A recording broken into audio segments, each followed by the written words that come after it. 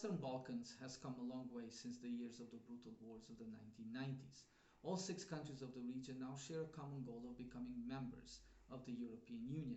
And this process of European integration has been a major driver of reforms and positive change. However, despite the evident progress, the impact of the years of conflict is still present. Organized crime, corruption, bad governance, and trafficking in illegal weapons are some of the major challenges facing the region. It is considered that up to 6 million small arms are in circulation in the Western Balkans. Also, there seems to be a very profitable illegal trade with arms from the region, with many of the weapons ending up in the member states of the European Union. Frontex reports show that there is a real danger coming from this phenomenon. For instance, weapons from the region were used in the terrorist attacks in France in 2015. One of the biggest arms dealers from the Western Balkans seems to be able to freely operate despite international condemnation and sanctions against him. There were cases also of members of diplomatic staff from the Western Balkans being involved in smuggling of weapons. Besides the problem with illegal trafficking in weapons, there are also another dimension of the legal arms sales that is also a problem coming from the Western Balkans. For example, weapons sold by Serbia to Iraq mortally wounded protesters in 2019. Amnesty International has also alerted on the use of Serbian-made weapons by Cameroon security forces in killing unarmed civilians. So alongside of tackling the illegal weapons, there needs to be a more scrutiny and integrity over the legal arms sales that is booming in the Western Balkans in order to ensure that they are not sold in active conflict zones or to countries that want to use them against their own civil population. Lack of enforcement and scrutiny of arms trade from Europe in general is a serious risk that will make conflicts in other zones even worse.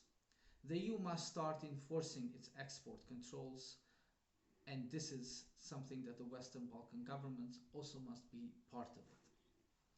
The EU and individual member states are helping our region to do this and deal with the problem of illegal trafficking in weapons.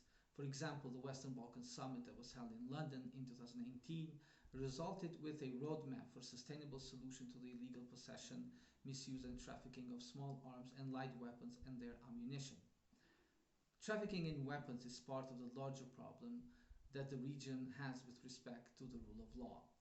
And this has created an enabling environment for organized crime, corruption, and also operation of illegal trafficking in arms. While there is progress, there is still a worrying trend of decline in democratic performance of the countries of the Western Balkans. And this is a major problem because it helps facilitate a link between organized crime and government institutions, which then makes fighting problems such as illegal trafficking in weapons much more difficult. For the first time since 2003, the Freedom House report Nations in Transit this year said that Serbia and Montenegro, both candidate countries for membership in the EU, are no longer considered democratic states, but are now under a category called governments in transition or hybrid regimes. This democracy status applies to all 6 countries of the Western Balkans. And this decline in democratic performance is a real concern and a culprit for many of the other problems that we see manifest in different ways. So this means that the Western Balkans government's power is based on authoritarianism and is a result of incomplete democratic change. As a result of this, institutions of rule of law such as judiciary are weak, which allows for a culture of impunity for corruption and organized crime to take place. The only way forward is to have meaningful democratic transformation in the process or in the framework of the process of Euro-Atlantic